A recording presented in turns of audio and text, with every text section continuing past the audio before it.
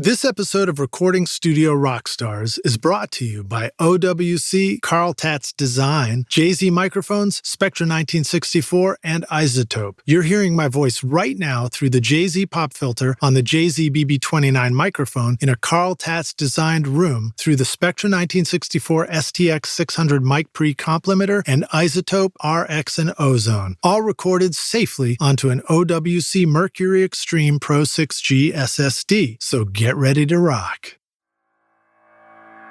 There's a certain amount of improvisation within it and dynamic and a very live thing. And that was as impossible as it was to record in that cabin, in that situation. I don't know that we would have gotten that vibe in a recording studio. I don't know that everyone would have been as comfortable just sitting around in a circle without having like the log cabin vibe.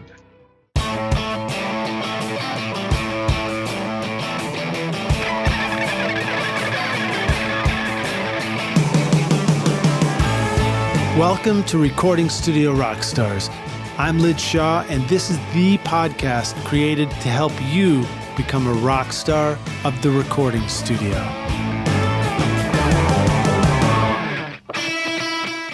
No matter where you like to rock in the galaxy, the OWC Envoy Pro Electron lets you record with confidence over USB-C with up to more than a gigabyte per second of real-world performance. Transfer tracks in seconds and take your sessions with you anywhere you go. Built for reliability, the OWC Envoy Pro Electron is waterproof, dustproof, and crushproof. Find the Envoy Pro Electron and all your OWC storage needs at macsales.com/rockstars.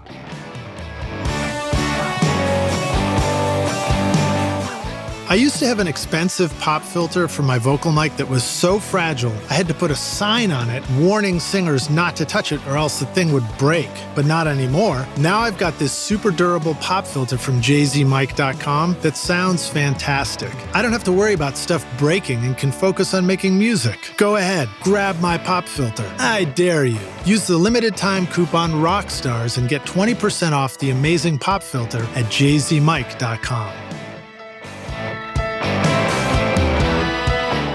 Howdy, Rockstar. Are you ready to discover the secrets to making your mixes sound professional no matter what your studio situation? Then check out my free mixing course, mixmasterbundle.com, where I show you how to get pro-sounding mixes in your DAW using simple techniques and free plugins. And when you're ready for more advanced studio skills, then check out Recording Studio Rockstars Academy, where you can learn from Grammy-winning teachers to help you record, edit, mix, and master your best record ever. Use the code ROCKSTAR for 10% off for a limited time.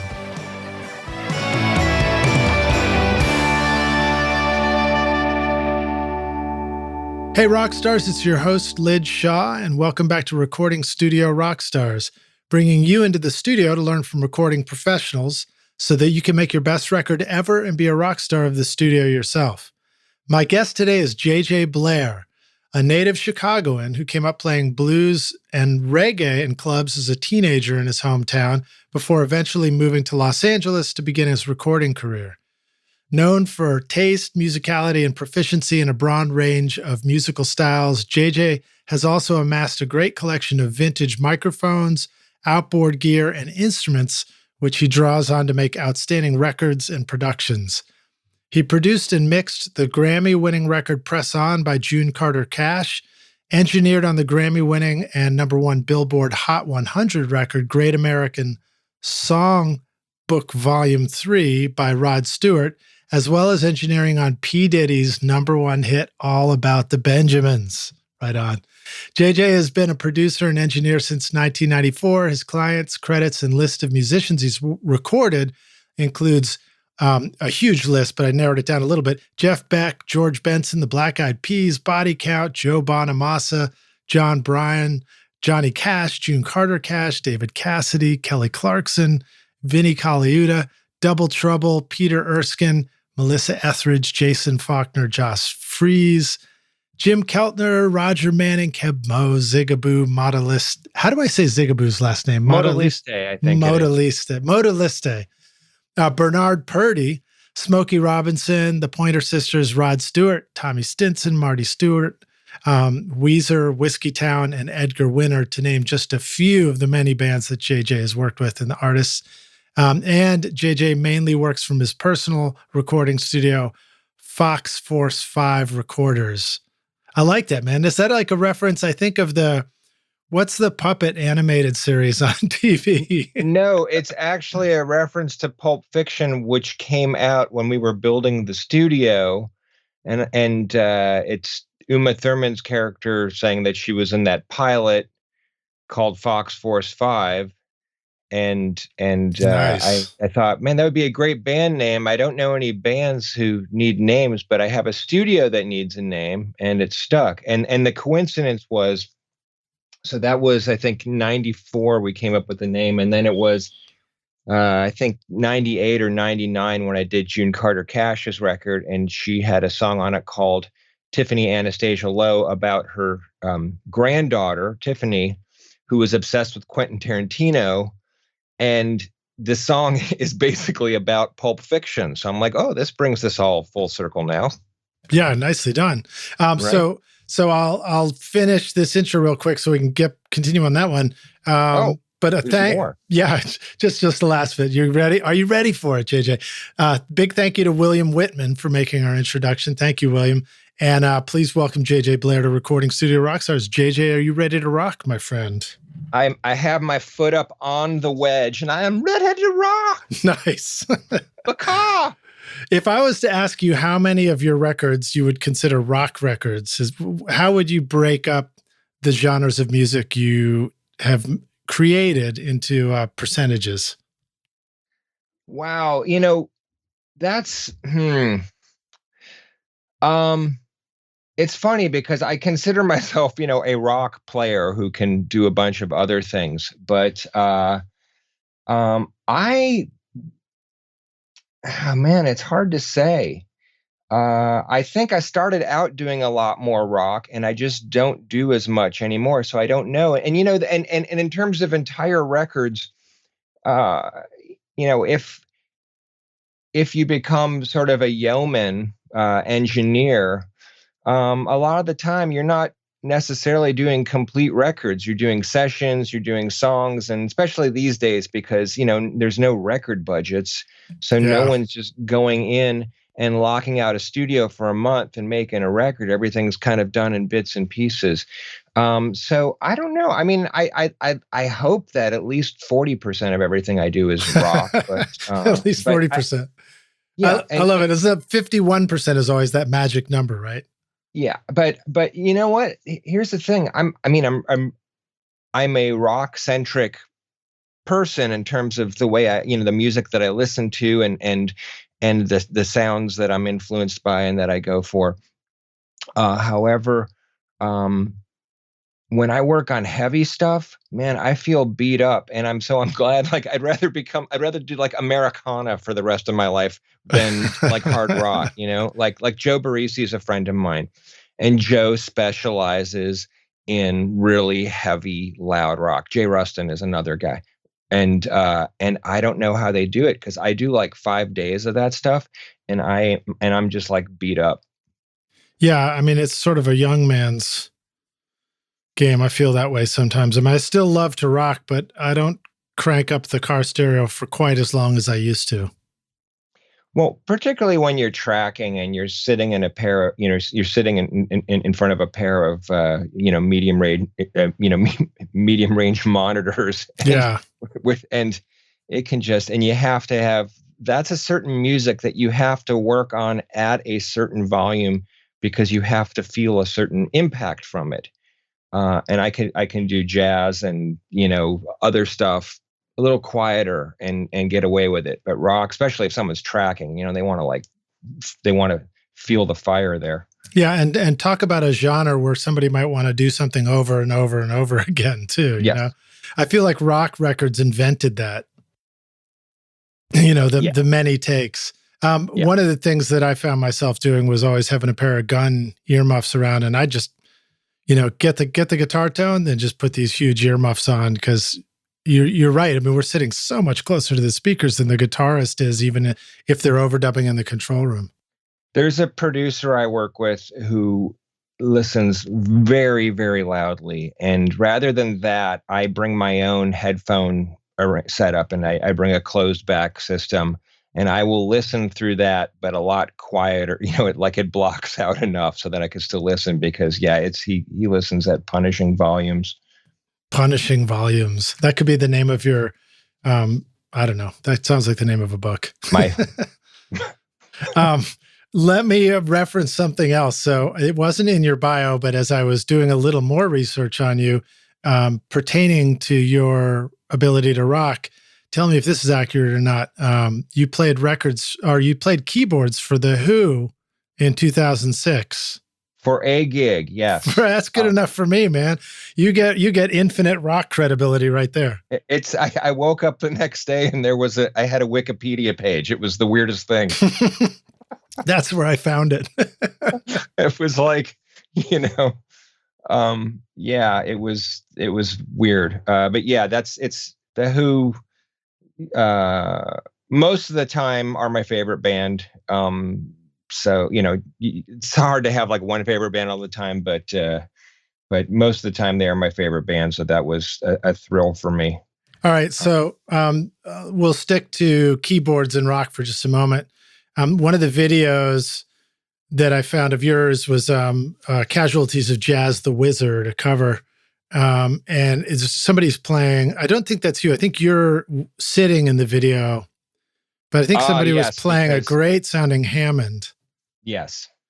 And I wonder if you wanted to talk a little bit about that session. Sure. and even just talk about like what instrument it is that sounds so great. Which Hammond is that? How do we get a sound like that? And how would we even record it if we wanted to do that?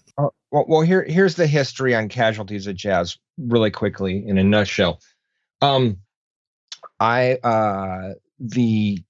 rhythm section and I were working on one of the Rod Stewart Great American Songbook, whatever those things were. And in between takes, the bass player started playing Sweet Leaf on the upright, and the drummer fell in on the brushes.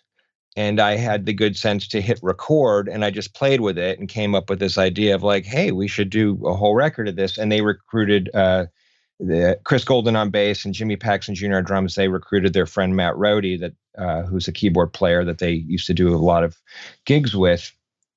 And we made that record in 3 days, all to analog, because that was at a time that I felt digital was really lacking.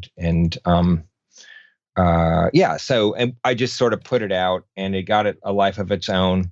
And then we made a follow-up record that I'm almost finished with, that COVID's kind of got in the way of me getting it together. But I don't play on the first record because it's just a Hammond upright and drums trio. The second record, we moved to like 70s funk fusion land, so I'm playing guitar on that.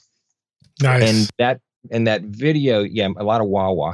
That video you found is us at Vintage Keyboard. Forgot.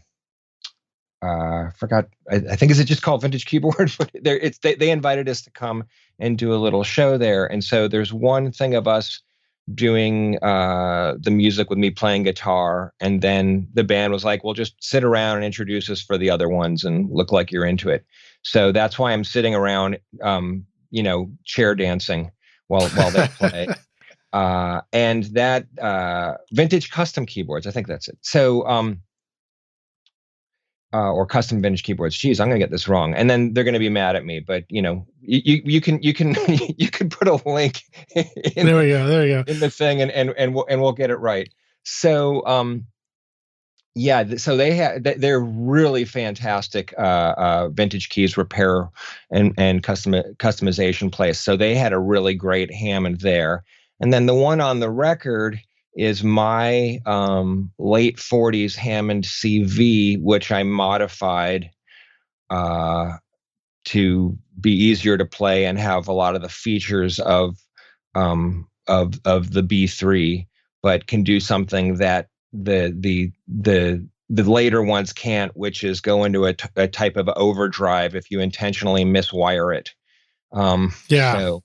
So a lot of the overdrive Hammond we might have heard is a miswiring to get that kind of heavy distortion? On the Casualties of Jazz record, some of it is. And to be technical for a second, if you flip the polarity on the scanner, it for some reason it overdrives, and I just made a switch that does it rather than having to go behind and change the lug spades every time I wanted to do that. So, and I discovered it just by accidentally flipping the polarity one time when I was doing some maintenance, and then was like, oh, what's that sound? It's instant John Lord. And people have always been doing various modifications to get things to drive like that, and some Hammonds just are really hot too. Now, would this work potentially on another Hammond? I think mine is the M101 as opposed to the B3. No, that circuit's only they stopped that circuit in the late 40s. Then they went to the B2, the C2, and I don't think that they changed the scanner, so I don't think it works on that. Oh, okay. But there's ways to change different tube values to make things drive harder and whatnot. What are some ways that you like to record a Hammond organ? You do jazz stuff, you do rock stuff. How much does that make a difference? Okay.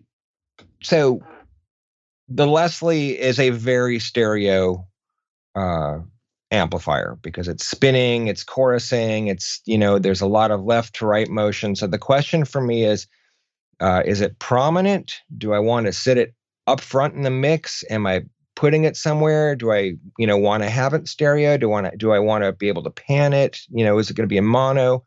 So that sort of depends. On Casualties of Jazz, what I did is I did MS on the horn, mid-side technique, where you have a cardioid mic pointing directly at the center of the horn, and then you have a figure 8 pointing sideways, which you then molt and flip one side out of phase, or 180 degrees out of phase, and then you split those hard right and left. So what happens is you get a perfect left to right and a dead center. So the benefit of that is if you collapse to mono, you lose the sides, but the mono is still there. So those are 100 degrees out of phase, but the mono is still always there.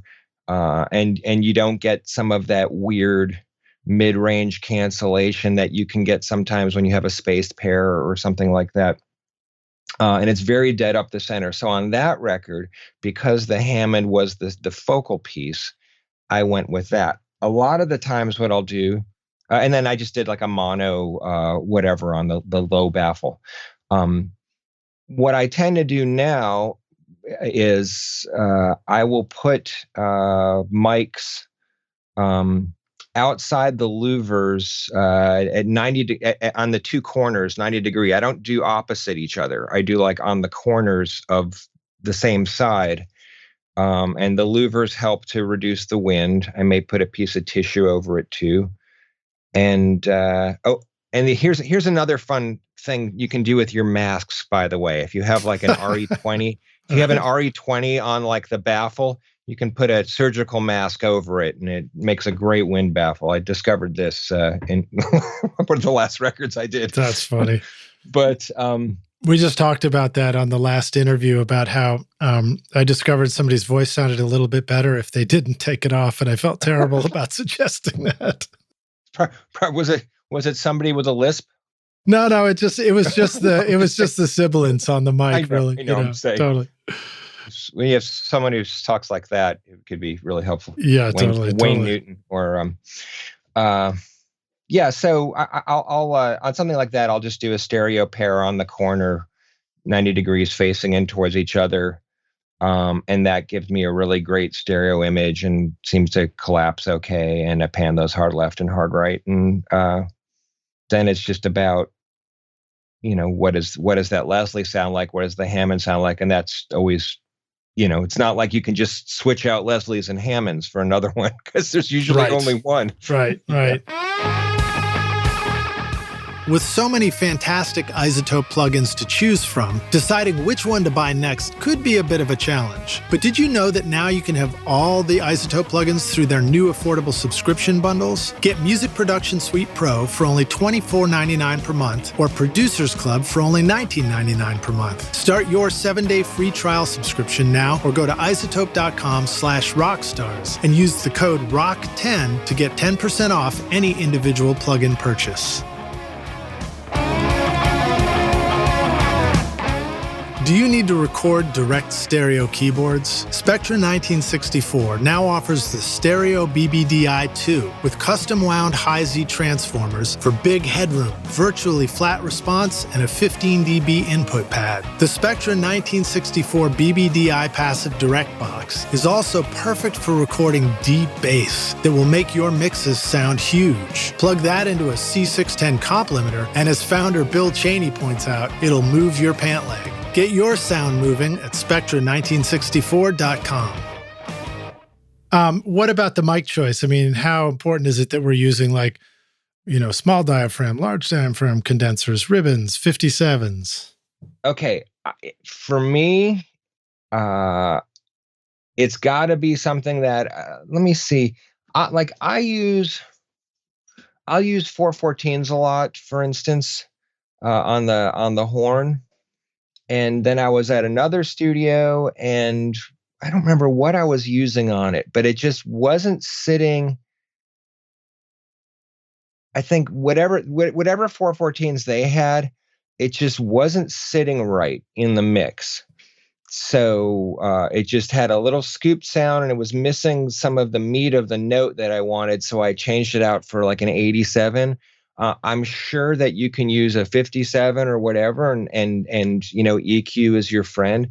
For me, everything is always context dependent, and that's what I think a lot of people who are learning how to record don't really understand, is that it does not matter at all what something sounds like on its own. It's only and always about what does it sound like in the context of everything else. And are you hearing the parts you want to hear, and are you not obscuring things on other instruments or vocals that you need to hear with that? So, you go to battle with the army you have. So sometimes you're in a situation where you just look around. It's like, okay, ideally I would like this. How do I make these Chinese mics work that I'm not crazy about, but I can do something with it? And so that to me is always the most important thing. I have a ton of mics, and a lot of the times I'll bring stuff to studios if they don't have what I want, just because I know it's going to make my life easier and I can get the results I need quicker, because I know what to expect.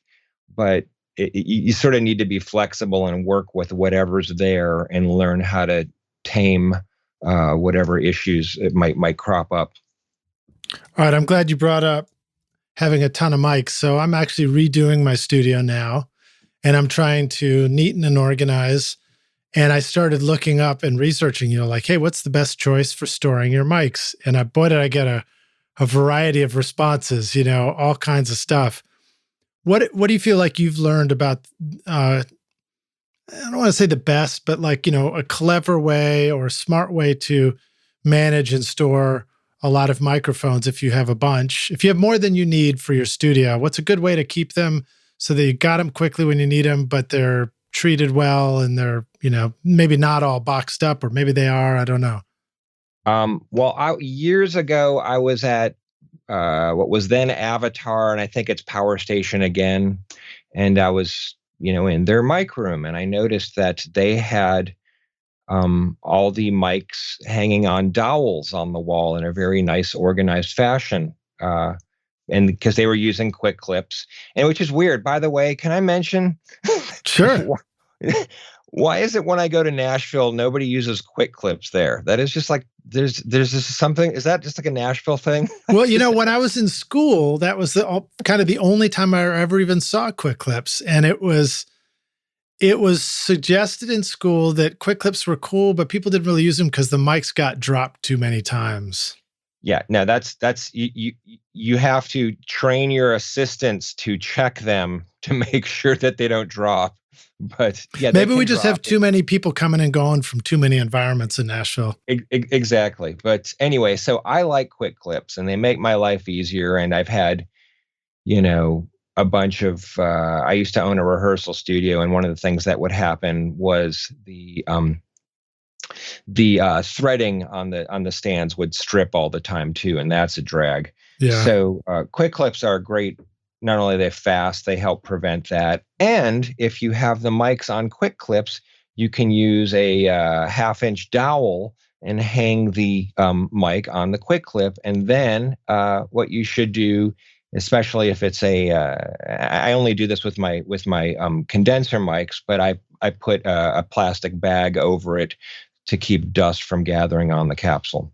So essentially, that solution is one that says as long as you got a lot of wall space, you can have lots of dowels, and then each mic has a dedicated quick clip, and it just I have just one slides little around cabinet that holds them all, and I have a ton of mics, and they're basically all in there. You know, except for like my D19s and 57s and stuff like that. I use little cases that are made, the ones with the little circular holes in them that hold stuff.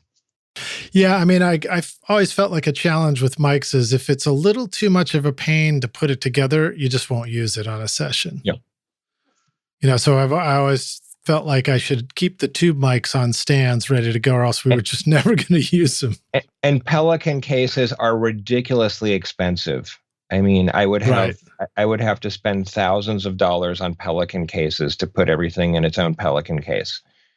And I'd rather just do something else. Have you seen anybody else do a clever job of storing mics if they don't have quick clips?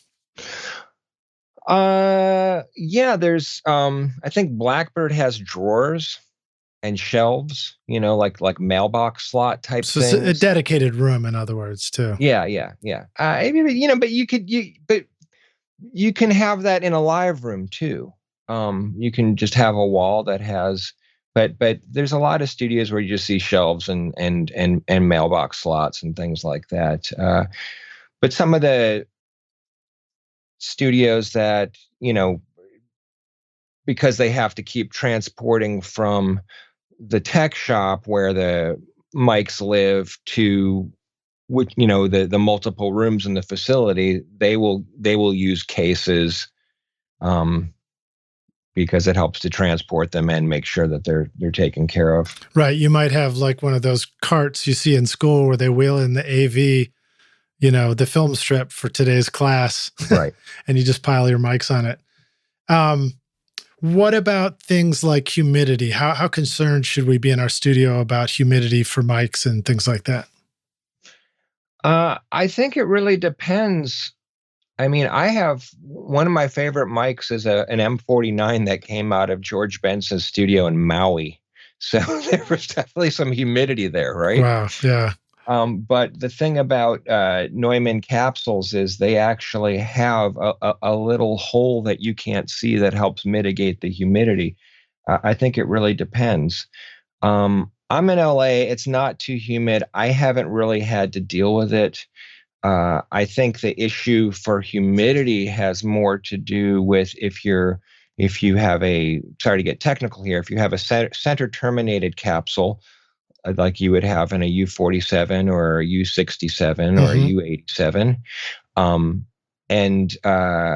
and you're going to get breath moisture on it, and it's dirty, you're going to short between the edge and the center termination. So if your mics are properly attended to, and you're not having dirty capsules, humidity shouldn't be as much of an issue. But you know, humidity can kill everything. You know, I feel for anyone who has to keep a studio in New Orleans and try to keep things working. Right.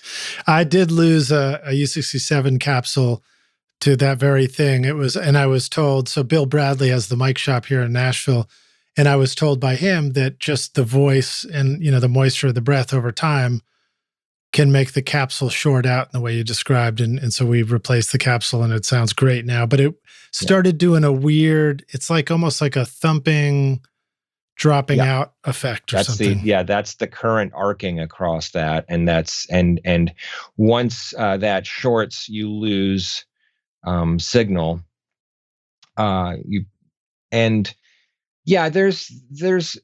There are ways to clean that without damaging it. And then some people that would rather just replace it so they can charge you to replace it, Well, it sounded great when it was done, so I wasn't complaining too much. But it was recommended to have like one of those, what do they call them? Decusant, or the little dry packs, in the mic box with the mic. Yeah. And on a side note, I learned recently that for the guitars in the studio, it was smart to keep the humidity between 45 and 50 steadily all year if possible. So I ended up particularly with getting a humidifier. Yeah. Yeah. Acoustics can really have bad things happen to them when it gets too dry. Yeah. And I don't know how resilient the piano soundboard is, but I imagine that can also crack. I have I keep a dehumidifier system on my piano. It's like a little heater that sort of senses the humidity, and it just kind of helps keep it stable. But yeah, it when you're going from, with wood, when you're going from moist to dry, it expands and contracts, and eventually if it gets, if it goes through that process too many times on its way to drying out, it'll break. And I've seen some guitars, some acoustic guitars in Arizona that are in bad shape because of that. And I try to keep a humidifier near my acoustics for when I have to run the central heating, because that's where they get damaged. I'm not so, we don't get so humid here that I'm not too worried about it. But yeah, that the humidity will also play with the nitrocellulose lacquer and do weird things with that. I'm just glad you got to say nitrocellulose lacquer. I've been spraying it for the last couple of days, and I think my IQ dropped a couple points. Good. Well, then we're a good match now, finally. Okay. I was afraid you were going to outsmart me. Tell us more about Fox Force 5 recorders, FFFR. What is your space? Are you sitting in it now? And if so, what do you see? Right. What do you see around you? So I'm sitting at the console, which is a Malcolm Toft and Associates Series 980, which is that got used on, I believe Radiohead used one on OK Computer and Kid A. Wow. And it's basically after he left Trident, he started another company. It's basically a transformerless version of the Series 80, with some more bells and whistles, but they were able to build it a lot less expensively and give you all the features, the full features of a console. What happened was I bought this house in the mid 90s, and it had an in-law apartment, like a bedroom and a den and a little kitchenette, and I thought it was a perfect footprint to build a studio. Did it come with an in-law, or was it empty? No, it came with an outlaw. Okay, good. And someone turned me on to Brett Teeney, who had designed Paisley Park, and Bob Mar. And the reason that I reached out to him in particular, because he did Bob Clearmountain's home place. So cool. This was the good guy to design it. And it's not large. And the idea in the mid 90s was everybody had a record deal. I mean, all my friends had record deals, and, like a small budget for a major label record was $125,000. And if you were on an indie, you had to deal with how to make a record on $40,000, Right. Like that was like, and so the idea was I wanted a room for myself, but my friends could go do their tracking at Ocean Wave for $2,500 a day, which probably like the rate at the time, 2000, and then just come over here and do your overdubs and use my guitar collection and instrument collection and all that. But before I knew it, a lot of my friends were losing their deals, and it would be like, hey, they won't give us any more money to finish the record because they don't hear a single. Can we work with you? And I'm like, and I needed credits, so before I knew it, we were tracking entire bands here, which was not the original concept, because then I have to take over the rest of the house. And it's the thing that anyone who's been doing this for a long time knows. You start with a little bit of stuff, you do a project, you get some money, and you go, man, I really would have loved to have one of those on this record. And I have some money now, and I could pay my insurance, but I could also go buy this microphone. That's how we roll. So, and then next thing you know, it's 25 years later, and you have walls and walls of outboard gear and microphones. Not to mention the weirdo percussion instruments you end up grabbing. Yes. Like, oh, of course I need jingle bells. Gonna use them all the time. Fiber slap. Fiber slap. It's very important. The first time I heard a Carl Tatz Phantom Focus mix room featuring his PFM HD 1000 series monitors, I was completely blown away. It was like listening to three-dimensional sound with rock-solid bass all the way down to 20 hertz. It was really incredible. What's amazing is that a Phantom Focus system can be implemented in your existing control room or even bedroom studio, giving you world-class sound for mixing. Go see how cool your studio could look and sound at phantomfocus.com. The Toft console, that's cool. Those are some great sounding records. What are some of the records? Do you want to give a shout out to any of your own records made on that where you really sort of enjoyed the way that console sounded on it? And I'll see if it's in our Spotify playlist. Here's the way I used to roll back in tape day. That the idea was, because I was, I was one of those people who was indoctrinated into the like, oh no, man, you got to use all the discrete electronic stuff. And, there was the, so I would track everything through outboard gear and basically just mix on the console, even though I really liked the sound of the way guitars recorded on that console, but I really liked it for mixing. And so I used it basically for mixing. And, that Casualties of Jazz record is a really good example for me of what mixing on that console sounds like. There's a thing to the Trident EQ. There's like that 3K bite that it's sort of recognizable when you hear it's either, and even though they're different circuits, the idea was the same, what they were going for. So even if it's an A range or a B range, which are fully discrete, or you're going to the Series 80, or you're listening to something that was done on a Sound Techniques that Trident stole their design from, there's a certain bite to it that you can hear from, like,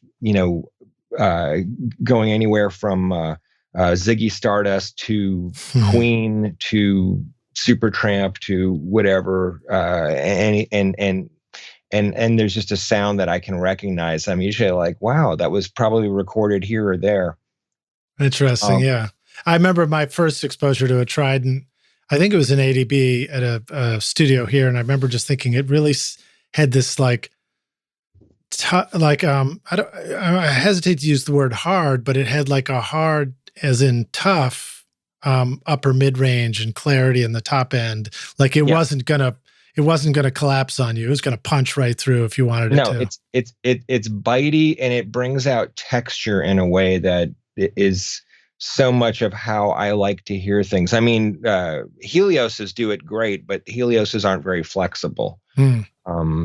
There's, you only have a couple EQ options on that, and you can do that thing, but the Trident always delivers that, and then you have much more flexibility in terms of your EQ, and then so, and that's a sound that I really like. I like a forward aggressive sound, particularly for something driving. I don't I don't like things to sound woolly, and I've had issues with that where where I don't get to choose the mastering guy, and I know that's their taste in certain things, and I get it back. I'm like, why do we have to use him?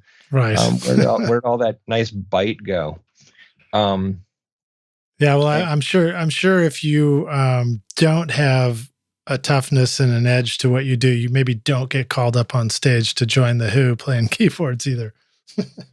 Well, that was a total fluke. That had nothing to do with that. Was simply here's the story with that. My friend Brian Kehoe has been their keyboard tech for many years, and he wrote this. He and his friend Ryan made this book called "Recording the Beatles," which is this amazing, in-depth analysis of Abbey Road and every Beatles recording.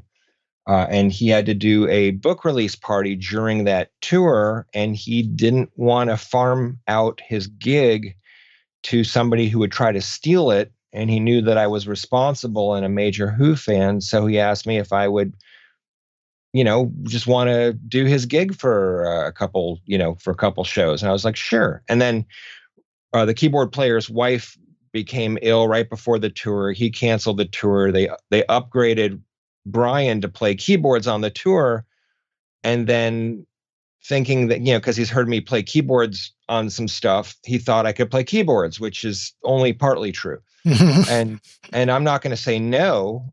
So I had 2 weeks to kind of become passable.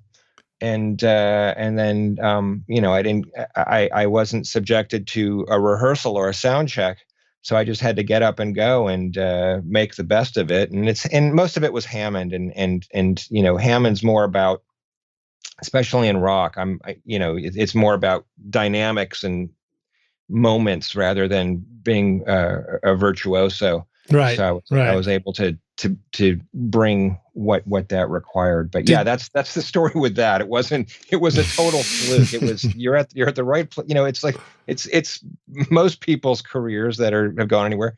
Be at the right place at the right time, and be prepared. Did you try and smash the Hammond near the end of the show? No, I did not. Well, let's see. Let's talk about some other right place and right time. Tell us about doing P. Diddy's It's All About the Benjamins, which was a lot of fun to go listen to again. Oh, and then also very quickly, Rockstars, I have a playlist. Maybe I mentioned this already. I'll do it again.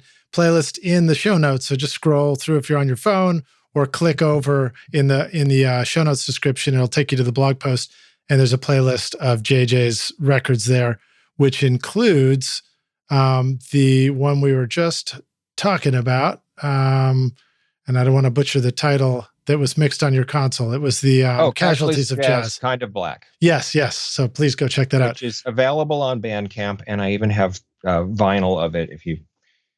That sounds pretty amazing. Anyway, all right, right on. Now I'll shut up for a minute and I'll let you tell vinyl. That story. So one of my best friends was playing drums in Tommy Stinson's band Perfect, Tommy from the Replacements, in the mid-90s. And he called me up and said that, whatever, that I guess they had done like a version of All About the Benjamins, but now they were going to do the rock remix, which is what became the single, which became the big hit. And they were having a bunch of different bands take a spin at it, and would I be willing to, work on it with them? And so they came over, and Bad Boy Records sent us a 24-track reel, 2-inch reel, with whatever we needed on it, and then we just went to work on it. And Tommy came up with that lick that became the hook of the song. That's sort of very reminiscent of Hey Bulldog. Nice. But that was the thing. And then, but here was the funny thing. So whatever we did became the majority of that single when they mixed it in finale. And Billboard, I don't know if I haven't looked at Billboard for years, but it used to be they would have a page that would have the number one records, and then under it would say the studio that it's done at, what machine it was worked on, what type of tape you used, and then who engineered it. And they were like, and there were like 3 engineers mentioned, and I was not one of them. And I was so pissed off because I wanted like, to frame that and have that nice thing. It's all about the credits. It's all about, exactly. Yeah. But with them, but the way that, there's a reason, P. Diddy's so wealthy, because it's, the way he pays, it's like it's more about the Hamiltons than it is about but that's great. And then none of us got gold records either. It was like, even when we tried to buy them for ourselves, they would not approve it. It was such a jerk off. What a hilarious thing. It's like when I won a Grammy for my studio and I called them up and I was like, hey, we just won a thing. And they were like, yeah, just send in $50 and we'll send you a piece of paper. I was like, great, I'll do it. Absolutely. I know. It's good I love those certificates. And you know what? I just talked about this with a friend of mine, because her husband has God knows how many gold records and Grammys and stuff like that. And he does, and then she has a ton of stuff herself too. And he doesn't like to put that out. And he has like a gazillion of those pieces of paper with the gold leaf on it. And she keeps saying, like, look, when people come over and they see that, they're impressed and they are more likely to listen to you and take you seriously. And I as much as I hate to say it, there is a psychological factor to that. I keep a Grammy trophy upstairs on my mantle, and in the studio I keep the two certificates, just so it actually, people listen to you a little more closely.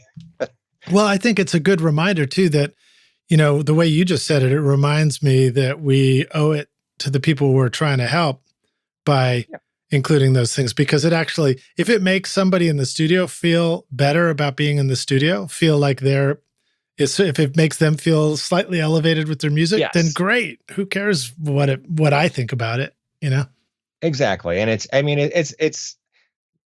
I'm not a big BSer schmoozer guy. I don't attach myself to stuff that I'm not involved. Like, I was just talking about this with a friend earlier. There's a guy, like, when Lowell George died, 2 or 3 of the guys in the band started something else, and this one guy went and played guitar with him. And he always tells everyone, oh yeah, I played guitar in Little Feat. No, you didn't. Like, I can't do that. I don't have that. I don't have the capability to BS people like that. But it does help if you get somebody over in the place and they see it, like, oh, there's, this and this. Okay, well, I guess I can, there's something more concrete for them to take you seriously than your own little hype machine. And it is like, you do kind of have to employ, the squeaky wheel gets the grease in a way where you're not annoying. Yeah. And that's simply the sad reality of it. So true. So true. The STX100D from the Spectra 1964 Custom Shop is the big brother to the now famous STX100, a fully discrete mic pre with dual transformer isolated Spectra 101 amplifiers. The STX100D is exactly the same original circuit found in Stax, Ardent, AdVision, A&M, and Record Plant recording consoles. The sonic performance is identical. Best of all, it will plug into a single space of your standard 500 lunchbox. And if you want to add the sound of the famous Spectra C610 complementer, then check out the new STX600 modules, combining the STX100 mic pre and C610 complementer in a single 500 module. Now you can get that same incredible sound in your studio that worked for famous producers like Tom Dowd with the STX mic pre's, BBDI, and complementers. Go to Spectra1964.com or call 801-797-0642. One of the challenges for recording your voice is getting close enough to the microphone that you get a great bass boost proximity effect without getting blasts of wind on the microphone. Try this experiment. Hold your hand in front of your mouth and say, peanut butter popcorn. Feel that blast of air on your hand? That will cause a terrible sound on your microphone called a plosive. My favorite way to avoid this is to use the JZ microphone pop filter in front of a mic. This thing is built like a tank with a flexible metal arm that I can clamp directly onto the mic stand. It has a super cool waveguide design that looks like ripples on water and prevents the plosives getting through to the mic no matter how explosive the voice gets. Plus, it lets the high frequencies through for superb clarity on the mic. Get your vocals just right and use the limited time coupon ROCKSTARS to get 20% off the amazing pop filter at jzmic.com. Hey Rockstars, we're back now for the jam session. My guest today is JJ Blair, joining us from Los Angeles, his studio Fox Force 5 recorders. I'm glad I said that right. Are you ready to jam, JJ? I'm ready to jam. All right.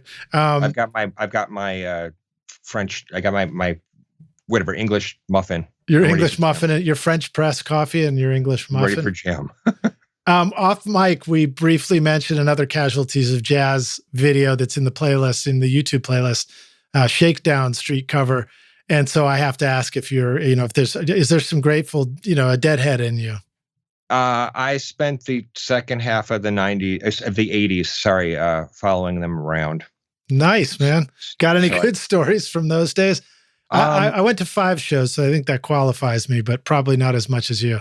Yeah, I saw about 100, and I think I learned what I needed to learn, and I left behind what I did. It's funny, if you tell people that you're a Dead fan, it'll cost you gigs. So I kind of have to do it. There's just some of us like we know, and we kind of like do the secret handshake. So right. because they're really misunderstood by a lot of people. A lot of people just hear somebody noodling and singing out of tune, and I don't know. And their ears just weren't on right. Yeah. I know someone who went to a show and told me they hated it, and I know what year it was. I knew where it was. I went and I listened, and I was like, oh my God, this was amazing. They're like, well, I had done too much cocaine, I think. I'm like, well, that's the problem. So. So the secret handshake for me was, checking out in a grocery store aisle, and I had a tie-dye on, and the grocery clerk was like, finished checking, and was like, Iko. And I was like, what? Yeah, Deadheads can drive me nuts. It's just, they can make it difficult for me, but there is a certain thing to that band and what they did and how they explored music. And, sometimes it was magic and sometimes it was tragic. But what I learned about how to play music, how to listen to music, how to approach music from them, was very influential on me. But it's just one of the many things that I've put in my toolkit over the years. I can take something from that, and then I can take something from like Sex Pistols, Nevermind the Bollocks. Yeah. And not be stuck in. There's a lot of people who go to jam band land and never get out. Well, you talked about I just lost the quote that you said, but you said some, essentially some gigs are great and some are terrible. Yeah, magic or tragic. Yeah, magic or tragic. I'm pretty sure the Stones gigs were described that way too. So it wasn't just the Grateful Dead. It's just bands that really put it out there and do something unique. Are like that. Yeah, when you're taking chances and you're trying to create moments, and that's fun. That keeps it exciting, and depending on the level to which you're willing to humiliate yourself, Yeah, it's like there's some people who feel like, no, I have to give everyone their money's worth every single night. And they feel the way to do that is to have a very rigid show. And that's very valid also. Now, I don't know if Springsteen was if his shows were described as rigid in terms of set list, but I've always heard his shows described as like he brought it every single time. Do you think that's true? Of Springsteen? Yeah. And I remember seeing him do like the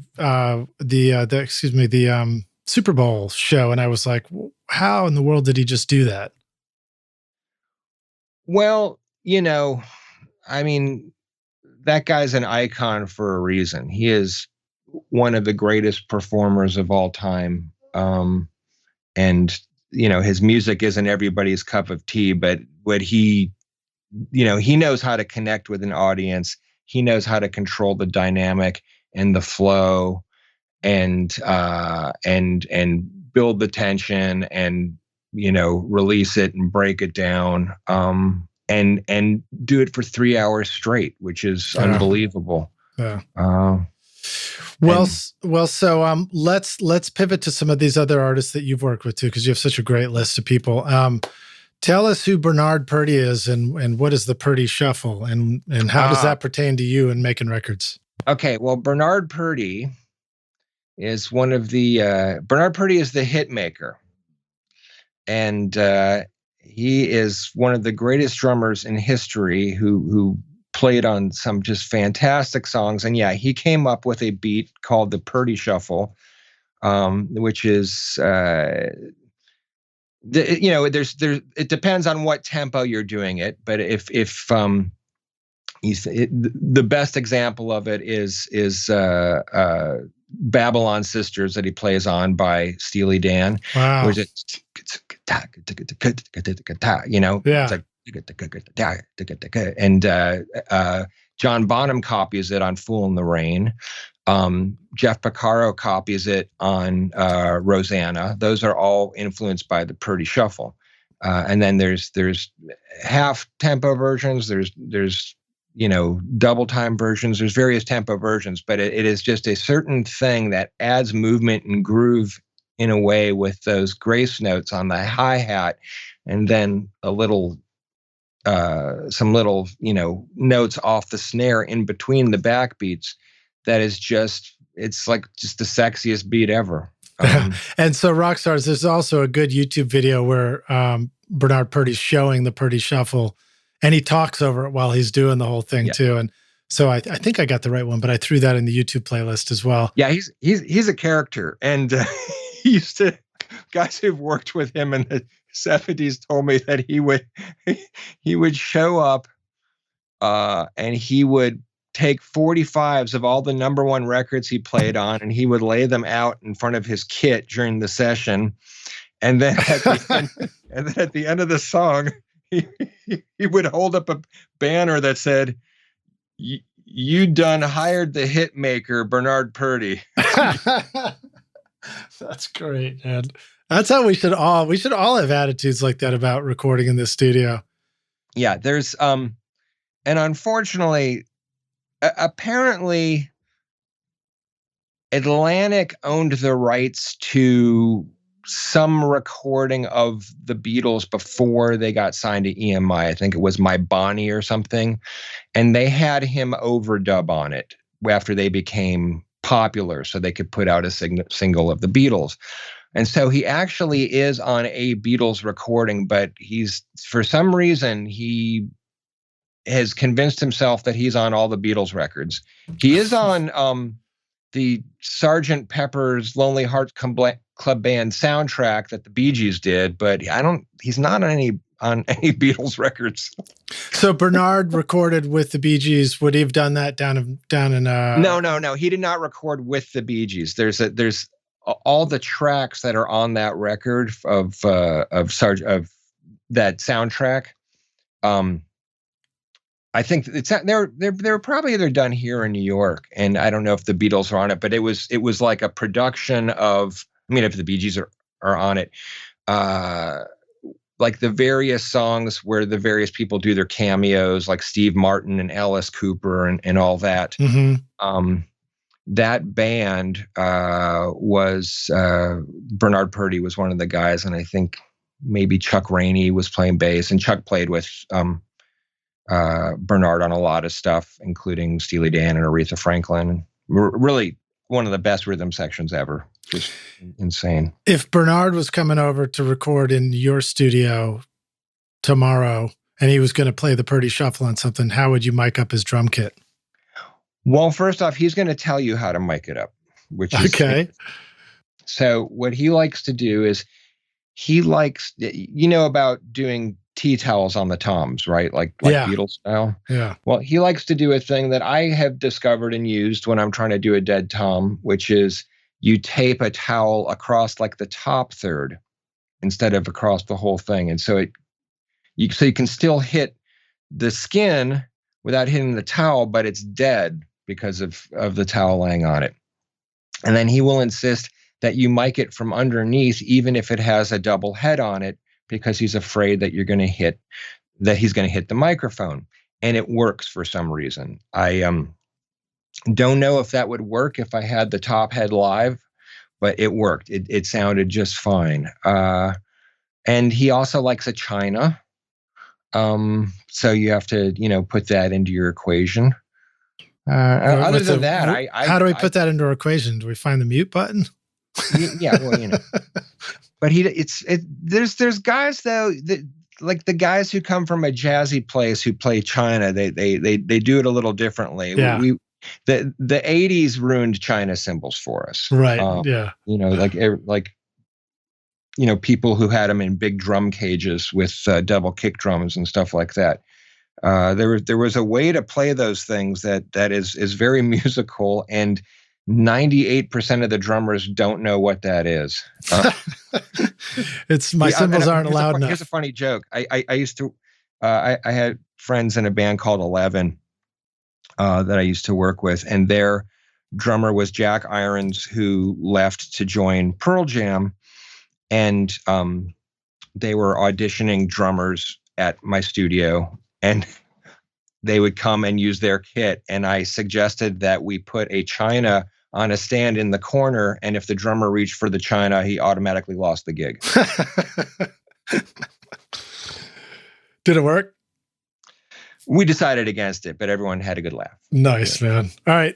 So pretty shuffle. So what about the rest of the kit? Would there be an overhead? Would there be a mono, a stereo? What would you do for something like that? Well, if I'm recording him, it's probably going to be a dry, tight funk sound. So I'm probably not going to go with room mics. I tend to do a Glenn Johns style isosceles triangle type thing, which is, one directly over the snare pointed down, and then the same distance from the center of the snare, slightly over and above the tom, pointed at that same place. And you pan those hard left and hard right, and that gives you a perfect left to right snare-centric image. And the way that I do it, with a little touch of compression and EQ, I never need to spot mic anything else in terms of cymbals.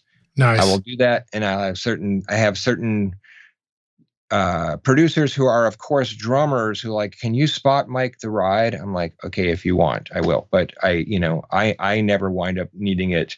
I always have plenty of ride in that situation. So is the tom mic higher than the top of the ride in this situation, or is it down low, sort of below the ride? Well, in the Bernard situation, it's underneath the bottom. I said the tom mic. What I mean is the Glenn Johns overhead that's on the tom side.